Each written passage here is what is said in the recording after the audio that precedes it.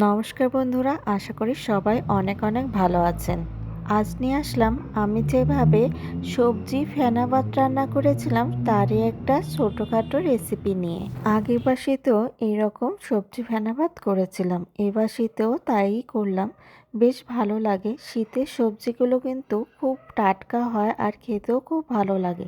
প্রথমে আমি গরম জল করে নিয়েছিলাম, তারপরে সব রকম সবজি দিয়েছিলাম, ফুলকপি, কুমড়ো, সিম, গাজর, বেগুন। শীতের সময় কিন্তু মিষ্টি আলু পাওয়া যায়, কিন্তু কয়দিন ধরেই আর কি কাকুকে বলছিলাম যে মিষ্টি আলু পাওয়া যায় কি না দেখতে, কিন্তু কাকু আর কি পাচ্ছে না। তাই আর কি আর বেশি দেরি করলাম না, রান্না করে ফেললাম।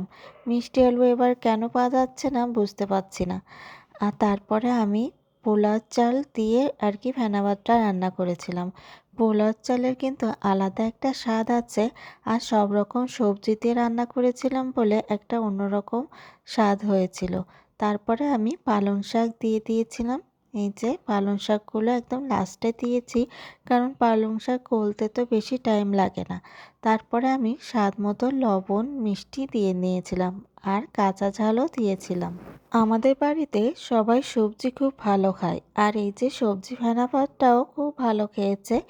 এক রান্নার সময় ঘি দিয়েছিলাম, তারপরে নামানোর আগে আগে আর একবার ঘি দিয়েছিলাম।